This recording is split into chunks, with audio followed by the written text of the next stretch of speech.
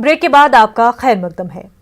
Migrant Kashmiri पंडितों की नौजवान नस्ल वादी की अपनी सकाफत से दूर रहकर भी अपनी मादरी जबान और तहजीब व तमद्दुन को जिंदा रखे हुए है।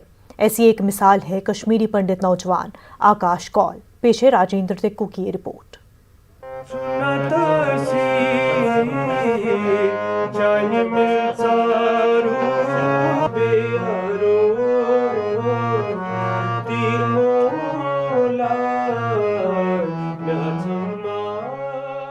आकाश कौल नामी ये माइग्रेंट कश्मीरी पंडित नौजवान माइग्रेशन की कई मुश्किलात के बावजूद अपनी जबान और सकाफत को जिंदा रखने की हर मुमकिन कोशिश कर रहा है। कश्मीरी मौसीकी के शौकीन आकाश कौल एक निजी कंपनी में नौकरी करते हैं, ताहम मसरूफियात के बावजूद वो मौसीकी का अपना शौक पूरा कर रहे हैं। आकाश कौल का कहना है कि मौसीकी की ये तरगीब इन्हें अपने वालिद से मिली। अक्सर इनके वालिद पंडितों के त्योहारों पर भजन कीर्तन में हिस्सा लेते हैं। घर में भी ये रिवायत जारी है।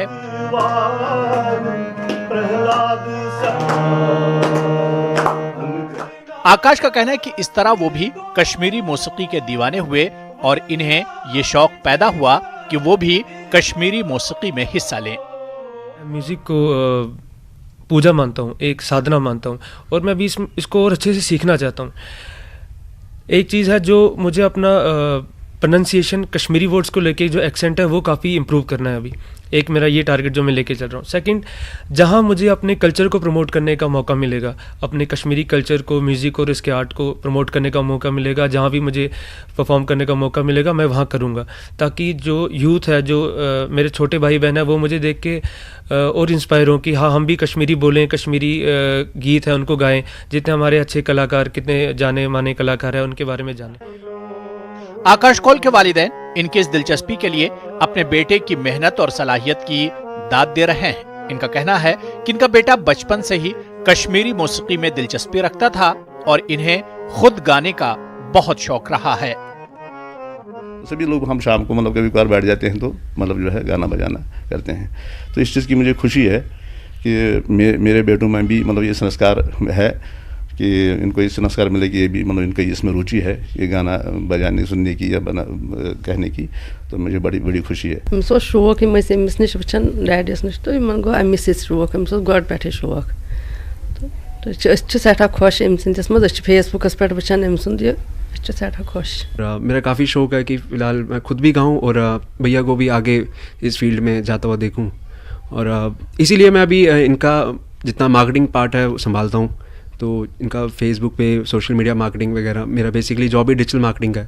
तो मेरा सही में एक ये सपना है कि मैं इनको और इस चीज़ में, इसी लाइन में आगे देखूँ। ये सिर्फ आकाश कौल की ही बात नहीं है। जम्मू और मुल्क के दीगर हिस्सों में पैदा हुए कश्मीरी माइग्रेंट पंडित नौजवान अपनी मादरी जबान को अपनाते हुए अपनी सदियों पुरानी रिवायात को जिंदा व जावेद रखने में एक अहम किरदार अदा कर रहे हैं। न्यूज़ 18 उर्दू के लिए जम्मू से राजेंद्र तिक्कू की रिपोर्ट।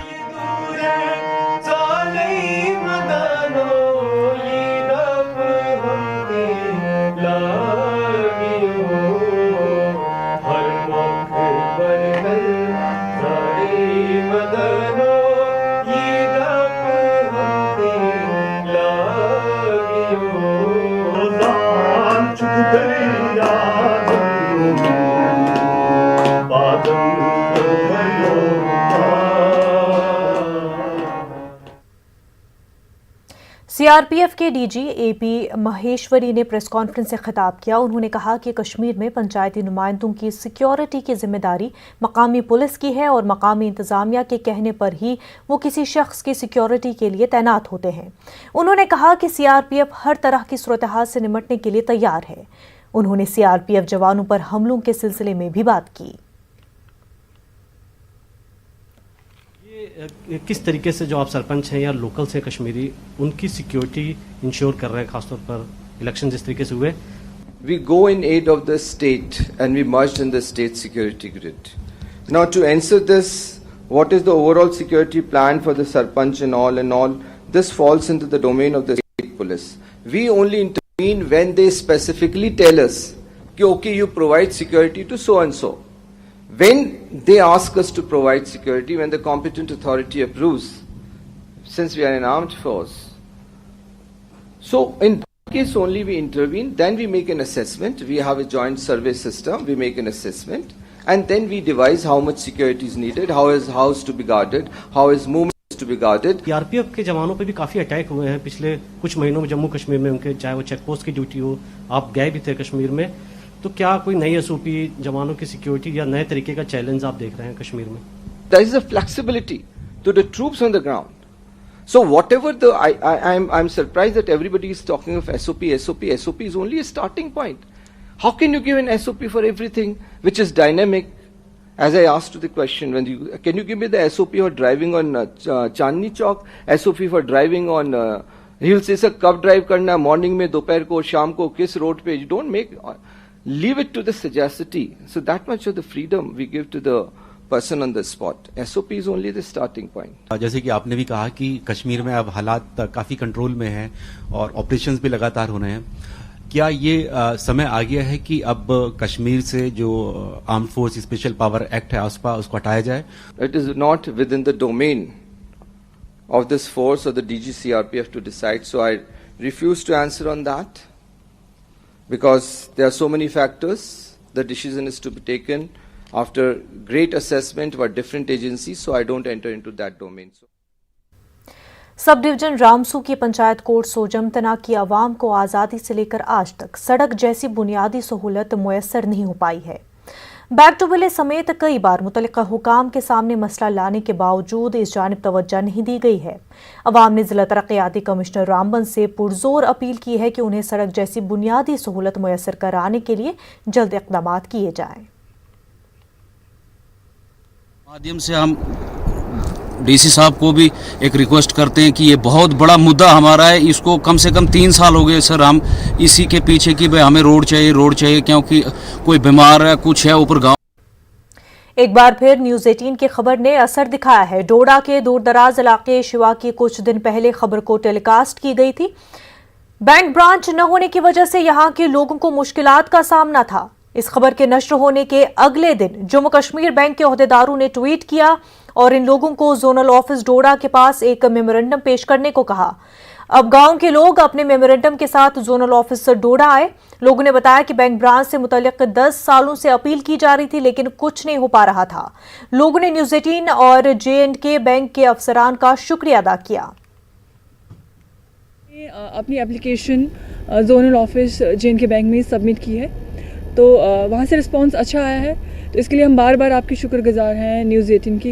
उनका ये कहना था कि फ़िलहाल एप्लीकेशन को फॉरवर्ड किया जाएगा इसी हफ्ते और हमें एश्योर करा कि हमारे जो ये मुद्दा है, जो बैंक की जो डिमांड है उस पर कार्रवाई की जाएगी और बाकायदा सर्वे होगा और तमाम तरह की चीज़ें होंगी। सबसे पहले न्यूज़ 18 नेटवर्क का भी थैंक यू। हमें एक दिल में खुशी हुई और एक उम्मीद जाग गई है कि शायद कहीं ना कहीं पे ये जो बैंक डिमांड है वो जल्दी से जल्दी पूरी होगी। और एक बार फिर आप सब लोगों का धन्यवाद जो मीडिया में हमें कवरेज। महकमे तालीम के आर्जी मुलाजमीन ने श्रीनगर में एहतजाज किया। एहतजाज करने वाले मुलाजमीन ने मिनिमम वेज एक्ट पर अमल दरामद और तनख्वाहों को जारी करने का मुतालबा कर रहे थे। उनका कहना था कि डायरेक्टर तालीम ने उन्हें यकीन दहानी कराई है कि उनके मुतालबात पूरे किए जाएंगे। उन्होंने LG से अपील की कि वो मुदाखलत करे और उनके मामलात को हल करें। मंडे तक हमारा मसला हल नहीं हुआ, शायद मंडे के बाद हम अपने बच्चे, अपने बूढ़े माँ बाप प्रेस कॉलोनी में आकर तादम मर्ग भूख हड़ताल पर बैठेंगे, जिसकी तमाम तर जिम्मेदारियां डायरेक्टर स्कूल एजुकेशन पर आयद होगी। और हम गुजारिश करते हैं LG से, आप तो अमन के खा है, आप बेटी बचाओ और बेटी पढ़ाओ का नारा देते हो। हम डायरेक्टर स्कूल एजुकेशन और LG साहब से पुरजोर गुजारिश करते हैं कि खुदारा इस गरीब महकमे के साथ। अखनूर में PHE एम्प्लॉय एसोसिएशन के बैनर तले PHE अखनूर डिवीजन में जोरदार एहतजाज किया गया। इस मौके पर हुकूमत के खिलाफ नारे भी लगाए गए। एसोसिएशन के सदर ने उनके मुतालबात को जल्द अज जल्द पूरा करने का मुतालबा किया है। प्रोविजन रखा है मिनिमम 5 या 10 हज़ार रुपया, क्योंकि जिसने जीवन दे दिया है पूरा एक डिपार्टमेंट में, और जब वो घर में जाता है ना उसको वेजेस मिलती है तो ना उसको बेचारे का कोई पेंशन का प्रोविजन रखा है। ये हमारे साथ बहुत जाती है इन गरीबों के साथ। ये हम फिर माननीय गवर्नर साहब से कहना चाहते हैं कि जल्द इनकी पॉलिसी बनाई जाए और जल्दी से जल्दी इनको रेगुलर किया जाए ताकि ये भी अपनी ज़िंदगी जो है अच्छी तरह व्यतीत कर सकें। श्रीनगर म्युनिसिपल कॉरपोरेशन ने आज आलियाबाद HMT श्रीनगर में 6 दुकानों को मुनहदम कर दिया है। SMC की एनफोर्समेंट विंग ने जाए मौके पर पहुंचकर फौरी तौर पर इन दुकानों को मुनहदम कर दिया। बताया जाता है कि खिलाफवर्जी करने वालों ने इलाके में हालिया दिनों पेश आए वाक़े का गलत फायदा उठाकर 6 दुकान तामीर किए थे। गैर कानूनी तौर पर तामीर किए गए इन दुकानों के लिए मंजूरी हासिल नहीं की गई थी।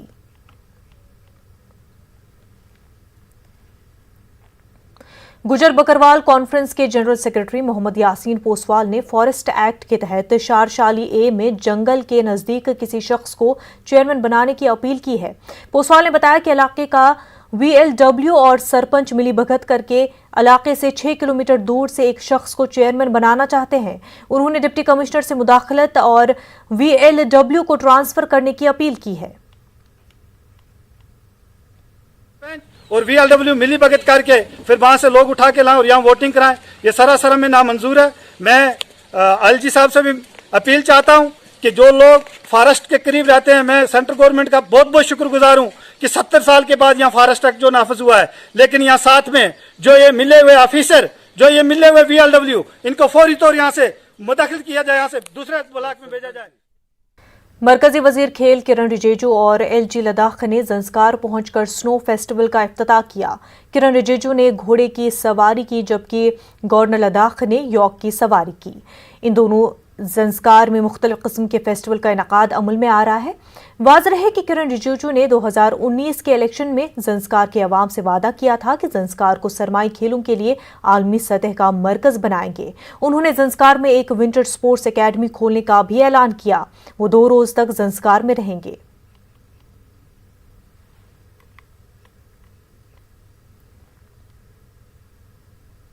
लोगों की शिकायत को दूर करने के मकसद से डीसी किश्तवाड़ अशोक शर्मा ने गुलाबगढ़ पडर का दौरा किया। डीसी ने PMGSY किश्तवाड़ के जरिए तामीर करदा सोहलता अकबन और सोहलता ओंगी सड़क की तामीर का काम भी शुरू कराया। उन्होंने तामीरात का मुआयना भी किया। अथोली में GDC पडर और SDH पडर के काम का भी डीसी ने मुआयना किया। PRI की क़यादत में वफूद ने डीसी को अपने मुतालबात और मसाइल से आगाह किया। मेरी कोशिश ये है कि मार्च से पहले आपका ये एरिया सारा टावर से कनेक्ट कर दिया जाए, जिसमें एक टावर पलाली में लगाएंगे इस रूट पे, एक मचेल में। इश्तियारी का टावर का काम आपका अगर 1 हफ्ते में नहीं शुरू हुआ तो मेरे नोटिस में जरूर ले। आने वाले 3-4 महीने में एरिया जो है फुली कनेक्टेड होगा। डीसी शोपियां श्रीकांत बाला साहिब ने DDC मेम्बरान के साथ तबादला ख्याल किया। इस दौरान जिले में तामीर और तरक्की के हवाले से रोड मैप पर तबादला ख्याल हुआ। फॉरेस्ट राइट्स एक्ट 2006 को लागू करने और ट्राइबल लोगों की फलाह बहबूद का मसला भी जेर बहस आया। गवर्नमेंट से जैसे जितने भी डायरेक्शन आती है, कैसे इसको जल्दी से जल्दी हम मजबूती लाएं कि वो होगा तो फिर जो होगा डिसेंट्रलाइजेशन ऑफ पावर जो बोलते हैं उस प्रिंसिपल पे है कि हमारे यहाँ DM भी होता है और एक CO होता है, CO जिला पर। फौज सरहद पर अपने फराइज बखूबी अंजाम देती है। इसी के साथ साथ फौज के जवान लोगों की मदद के लिए भी आगे आते हैं। फौज की 1st JAK राइफल की रघु प्रताप बटालियन की जानिब से सरहदी इलाकों में बसे नौजवानों के लिए एक कैंप का इनकाद किया गया। इसमें 14 नौजवानों को आर्मी भर्ती के लिए सेलेक्ट किया गया। लोग फौज की इन खिदमात की जमकर सताइश कर रहे हैं। आर्मी हमारे इस इलाके में कैंप भी लगवाती है और अभी पिछले साल जहां पर हमको इन्होंने 5 कंप्यूटर दिए हैं। ये स्कूल है गवर्नमेंट मिडिल स्कूल चाकदयाला में, इन्होंने 5 कंप्यूटर जहां इस्टेब्लिश किए हैं जो जहां बच्चे ट्रेनिंग लेते हैं। वो भी मैं इनका बहुत बहुत धन्यवाद करता हूँ। काफ़ी उसकी समस्या थी रिटर्न के लिए, उन्होंने उसके लिए भी बहुत सारी तैयारी करवाई हमें रिटर्न एग्ज़ाम के लिए और फिज़िकल फिटनेस जो कि बहुत अच्छे से किया। रोज़ रनिंग में और एक्सरसाइज करवा के उन्होंने हमें काफ़ी लाभ दिया। सर हम भर्ती भी देखने गए थे तो इनके कारण हमने पंजाब रेजिमेंट में फिट हुए हैं, दौड़ भी लगाई है, पुशअप भी लगाए हैं, अब रिटर्न की तैयारी भी करवा रहे हैं सर। ये principal SKIMS medical college Bemina doctor Riyaz Antu ने लोगों से अपील की है कि वो बगैर किसी खौफ के कोविड वैक्सीन ले। उन्होंने आज स्किम्स मेडिकल कॉलेज बिमना में कुछ फैकल्टी और पैरामेडिकल स्टाफ के साथ वैक्सीन भी ली। तैयार किया गया vaccine, serum institute of India Pune से तैयार किया गया वैक्सीन फराहम किया गया तमाम रियासतों और यूनियन टेरिटरीज़ को। और इसमें फ़ख्र की बात है कि मुल्क के अंदर ये वैक्सीन बहुत जल्द तैयार किया गया, जिसमें हमारे honourable prime minister Shri Narendra ji Modi साहब ने पर्सनल इंटरेस्ट लेके इसको जल्दी इसलिए तैयार करवाया ताकि लोगों को कोविड से नजात मिलने के लिए एक सस्ता मुतबादिल अवेलेबल हो, क्योंकि ये वैक्सीन पूरे दुनिया के तमाम वैक्सीनों से कीमत में कम है और ये आम लोगों तक पहुंचना आसान है।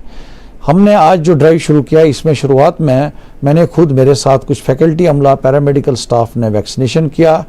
हमने कुछ देर अपना जो है ऑब्जर्वेशन रूम में रेस्ट किया, कुछ 15, 20, 25 मिनट। उसके बाद बिल्कुल ठीक है, हम कोई असर नहीं हुआ, वैक्सीनेशन में कोई ख़तरा नहीं है। जैसे कुछ लोगों को डर है कि वैक्सीन ठीक नहीं है, ऐसी कोई बात नहीं है। वैक्सीन एक बहुत ही इम्पॉर्टेंट मुतबादिल है कोविड कंटेनमेंट के लिए और इसके 2 डोजेज़ लाजमी हैं और इसमें घबराहट की कोई गुंजाइश नहीं है। और मैं ये इस्तदा करता हूँ सबसे कि आप जितना जल्द हो सके अपने नंबर पे, अपनी टर्न पे अपने आप को वैक्सीनेट कराएं। एलजी के मुशीर बसीर अहमद खान ने कोविड वैक्सीन के बारे में फैलाई जा रही अफवाहों को गलत और बेबुनियाद करार दिया है। खनबल में अनंतनाग और कुलगाम अजला की मुश्तरका जायजा मीटिंग की सदारत के बाद खान ने इन बातों का इजहार किया। दोनों अजला के डिप्टी कमिश्नर अंशुल गर्ग, शौकत एजाज समेत दीगर महकमों के सरबराहान ने शिरकत की। बर्फबारी की पेशगोई के मद्देनजर रखते हुए तैयारियों का जायजा लिया गया। साहब की जैसे आपको पता है हिदायत और इंस्ट्रक्शन है कि हर एक ज़िला में और हर अफसर ने जांफिशानी से काम करना है ताकि लोगों को किसी किस्म की कोई परेशानी ना हो। उसी ज़िम्मन में मैं इन सारे डिपार्टमेंट्स का रिव्यू कर रहा था, चाहे वो रोड क्लियरेंस का हो, चाहे मेडिकल फैसिलिटीज़ का हो, चाहे फूड एंड सप्लाईज़ का हो, या चाहे पानी का हो, चाहे बिजली का हो, या क्योंकि इस और टूरिस्ट भी आ रहे हैं और यहाँ पहलगाम भी टूरिस्ट जा रहे हैं, गुलमर्ग भी जा रहे हैं, और यह सड़क का हाल जो है वो सारा जो है इस कंटेक्स्ट में जो भी मैंने रिव्यू किया और जो भी ज़रूरी हिदायत देनी थी वो दे के अभी मैं उससे फॉलो। सब डिस्ट्रिक्ट अस्पताल पामपुर में आज कोविड टीकाकारी मुहिम का आगाज किया गया। मुहिम का आगाज बीएमओ पामपुर डॉक्टर मोहम्मद अशरफ ने किया। अस्पताल अमले और आशा वर्करों को टीके लगाए गए। बीएम पामपुर ने बताया कि इस वैक्सीन से कोई साइड इफेक्ट नहीं हो रहा है, ना ही इस वैक्सीन से कोई खतरा लाहक है। उन्होंने लोगों से टीका लगाकर कोरोना वायरस के खात्मे की अपील की है। पीएचसी वेल शोपियां के फ्रंट लाइन वॉरियर्स को पीएचसी वेल पर कोविड वैक्सीनेशन दिया गया। महकमे सेहत के एहलकार भी वैक्सीनेशन के दौरान मौजूद रहे। बीएमओ शोपियां मोहम्मद यूसुफ ने भी टीका लगवाया और कहा कि ये वैक्सीनेशन महफूज है और हर शख्स को वैक्सीन लगानी चाहिए।